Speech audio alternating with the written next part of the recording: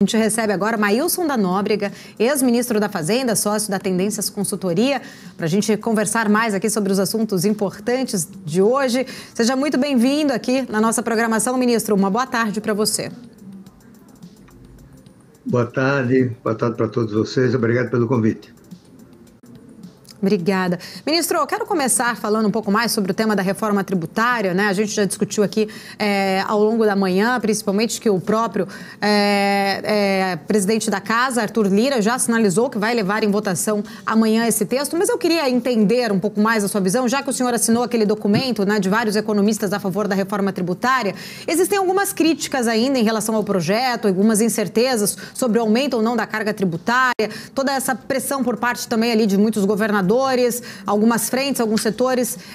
E eu queria entender também um pouco mais o seu posicionamento sobre o texto, o que o senhor está enxergando de fato nele, que fez ali, mobilizou a fazer parte dessa assinatura dos 65 entre economistas e empresários a favor da reforma.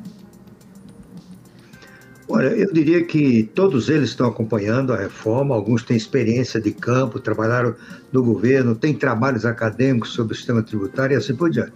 O objetivo desse, ou a razão por que foi emitido esse manifesto, essa carta, foram as ameaças que começaram a aparecer à aprovação da reforma tributária ou da degradação de sua qualidade, né? Em primeiro lugar, alguns governadores, particularmente o de Goiás, começaram a bater na tecla da autonomia estadual. E o governador de Goiás não escondeu que ele preferia continuar com o ICMS. Isso aconteceu também com o prefeito de São Paulo, do Rio de Janeiro, Eduardo Paes, né? Hoje tivemos uma reunião da frente de prefeitos das capitais, em que o presidente dessa comissão disse explicitamente: nós não vamos renunciar à nossa soberania. E se isso acontecer, acabou a reforma.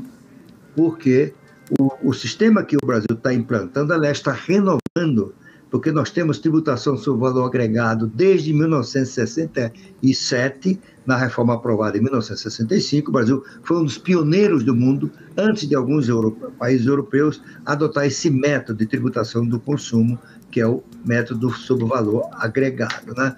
Então, uma regra básica desse sistema é que o sistema só funciona, só é eficiente, se as regras forem as mesmas em todo o território nacional. E como as cadeias produtivas brasileiras ocorrem com insumos, matéria-prima, etc., de diferentes estados, você começar a ser diferente não dá certo, né? Aí nós voltamos à bagunça de hoje. E aí eu fico impressionado, porque isso é um assunto que eles não estudaram devidamente, né? Foram na onda de algum assessor, olha a soberania do estado, etc. Seguinte, os países, sobretudo federações, que aderiram ao IVA, tomemos o caso da Alemanha em 1980, e a Alemanha é a federação mais forte da Europa, rivaliza talvez com a da Suíça, né? Os alemães, imagino, se viram diante do seguinte dilema, né? Para entrar na União Europeia ou ficar nela, né, você tem que ter a tributação do consumo pelo método do valor agregado. Então os alemães tinham duas opções. Nós queremos autonomia, aí não entramos. Saímos até, já estamos lá, vamos sair. Segundo, nós queremos entrar porque isso é bem importante. Qual é o dilema? Autonomia versus prosperidade. Os alemães, que não são idiotas, optaram pela prosperidade, não é? Então, os estados alemães não têm o poder de alterar a alíquota do IVA do seu país, né? E agora começaram com essas ondas aqui, né? Tem alguns economistas dizendo que isso é correto, sobretudo advogados, cientistas políticos. Cada estado tem que ter o poder de administrar sua própria receita. Aí, se isso for valer, é a bagunça de hoje. E o Brasil continua cada vez mais distante de se tornar um país rico. Então, outras ameaças, por exemplo, o questionamento dessa centralização da arrecadação, que é fundamental para o funcionamento do sistema, né? E para a transição de 20 anos, durante as quais nenhum estado, nenhum município vai perder qualquer centavo de despesa. E uma prova de que não leram direito, ainda tem prefeito e governador falando que o seu estado, o seu município vai perder, ninguém vai perder em 20 anos, né? Então, eu diria que a ameaça desse tipo, que poriam por terra a reforma, inspiraram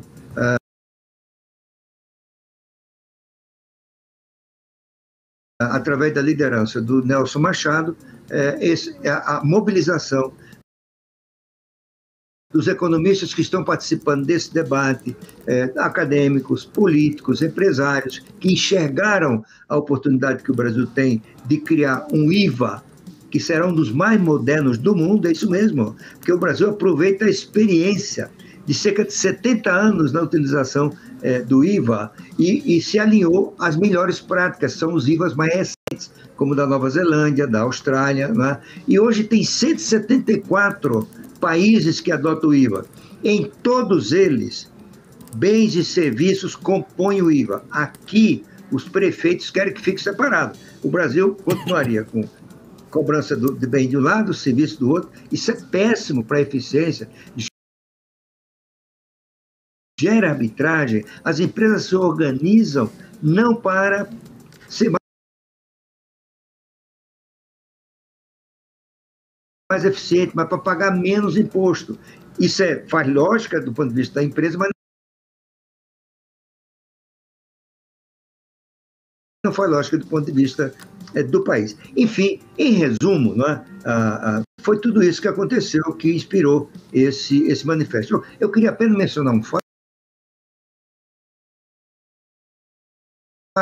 5 especialistas que eu respeito assinaram um artigo chamando a reforma de nefasta. É um documento cheio de equívocos, né? E isso tudo também foi uma contribuição para acelerar essa mobilização que ainda está em curso, né? Tem mais pessoas que continuam assinando esse manifesto. Professor Cabral aqui falando, eu não acompanhei tanta reforma tributária porque meu mundo é muito mais mercado financeiro do que tributação. Mas deixa eu tirar uma dúvida com o senhor. É muito comum, hoje em dia, você pegar a prefeitura ou estados e falarem para uma empresa, instala aqui que eu te dou 25 anos de zero ICMS, 25 anos de zero ISS, não te cobre IPTU, algo parecido. Com essa reforma, isso tende a acabar? Se a resposta for sim, isso não pode concentrar as grandes empresas próximo dos seus consumidores? Resumindo, Rio, São Paulo, Minas e Rio Grande do Sul? Não, Cabral. Em primeiro lugar, porque a emenda constitucional da PEC, a PEC 45, haverá um dispositivo proibindo o uso do incentivo fiscal para atrair investimentos. Como é que farão os estados doravante? Né? No mundo inteiro existem mecanismos de atrair indústria. Por exemplo, uma empresa de cujo conselho eu participo construiu uma fábrica no estado americano e o governador do estado ofereceu a ele 3 milhões de dólares cash, em dinheiro, para reduzir o custo do investimento. O problema não é vamos dizer, o conceito de atrair investimentos, né, de competição entre territórios, entre estados, né, é o método, o mecanismo, né, o tipo de instrumento para isso. No Brasil, é a isenção tributária. E está provado no mundo inteiro que essa não é a melhor forma de lidar com políticas de atração de investimento, porque a empresa fica eternamente dependendo desse incentivo fiscal. O que é mais comum, cada vez mais, é fazer via orçamento. Então, por exemplo, essa empresa que eu estou falando, o governador ofereceu 3 milhões de dólares para reduzir o custo de investimento. Qual é a vantagem disso aí? É que entra no orçamento, a imprensa acompanha, critica, monitora, o sistema político aprova, a sociedade acompanha, tem o que se chama uma legitimação maior do incentivo, porque ele é transparente, ele é controlável pela sociedade. Eu acho que isso é que pode acontecer no Brasil. Esse Fundo Regional de Desenvolvimento, ele é pensado para fazer com que os estados menos desenvolvidos possam continuar atraindo indústria para o seu território e buscar a redução gap, né, do fosso que os separa dos países, dos estados mais desenvolvidos. Eles estão falando muito em infraestrutura com esse dinheiro, mas eu acho que no debate disso aí, vai entrar em vigor talvez daqui a 2, 3 anos, né, ou mais até, o orçamento vai ser a via para atrair investimento. E você, Cabral, pode chegar aí no teu programa, olhar no orçamento, ver quanto deu para a indústria tal e comentar, criticar, avaliar se essa é a melhor forma. E no caso do incentivo fiscal, não. No caso do incentivo fiscal é um departamento, uma secretaria do Estado que concede o benefício sem nenhuma transparência, né? Há inclusive casos de corrupção. Portanto, é uma melhora adicional que a reforma tributária vai ter para a gestão governamental. Fechou, obrigado. Oi, ministro, boa tarde, tudo bom? Aqui é Marco, tudo bem? Bem, Marco. Eu acho que até boa tarde.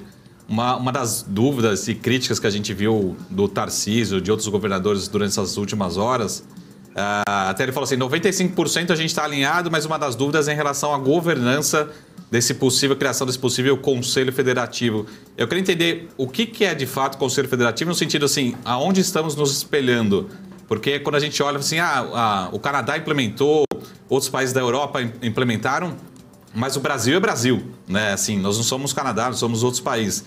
E em termos de governança, que acho que é uma das críticas do Tarcísio, do governador de São Paulo, o Brasil não é lá uma excelência em governança, né? Vide aqui o mercado financeiro, a gente sempre tem algo a pecar. Então, entendendo, é válida essa crítica do governador Tarcísio em relação à preocupação, em relação à governança desse possível Conselho Federativo? Olha, pode ser sob um determinado ponto de vista. Deixa eu tentar explicar para vocês o que é este fundo, essa centralização. Ela é um dos pontos altos, uma das inovações desta reforma, né? Na verdade, se você olhar do ponto de vista prático, o dinheiro vai entrar numa conta, né, que é administrada por esse conselho. A União não está presente, é só de estados e municípios, né? Não cabe aqui começar a acusar a União que ela vai manipular o dinheiro. Ela nem vai tocar nesse dinheiro. E funciona na prática, digamos assim, como hoje é com o banco. Quando você paga imposto, você paga no banco, e não no estado, e não no município.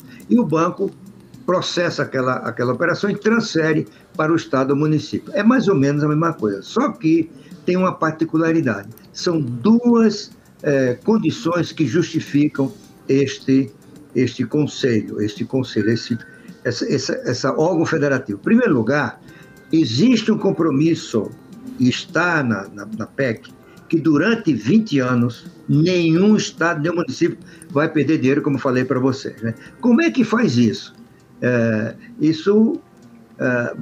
A reforma vai gerar perdedores e ganhadores, inevitavelmente, quando você muda tudo da origem para o destino. Alguns estados vão perder receita, alguns estados vão ganhar receita. Então, durante 20 anos, suponha, por exemplo, que o estado de São Paulo, a receita do estado de São Paulo, a participação dela na tributação geral do consumo seja 30%.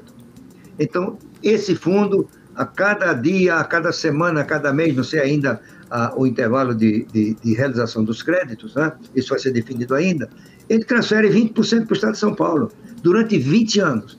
E durante 20 anos, isso vai encontrando maneira ele vai se adaptando, e só depois ele exerce essa função só de ser um caixa.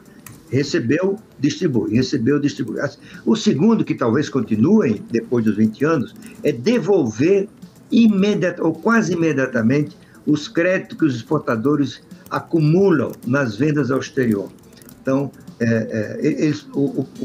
o programa, o projeto propõe ou promete devolver em 60 dias. Eu acho que pode devolver em 3, 4 dias, porque o sistema será todo informatizado, é tudo digital, né? Aqui no Peru, que o sistema não é todo digital, o exportador recebe em 7 dias. Aqui no Brasil, pode levar 1 ano, 2 anos, né? Em alguns estados, se exige uma espécie de chantagem. O secretário diz assim, olha, eu vou devolver esse crédito que você acumulou, mas eu quero que você faça 20 escolas rurais no seu município.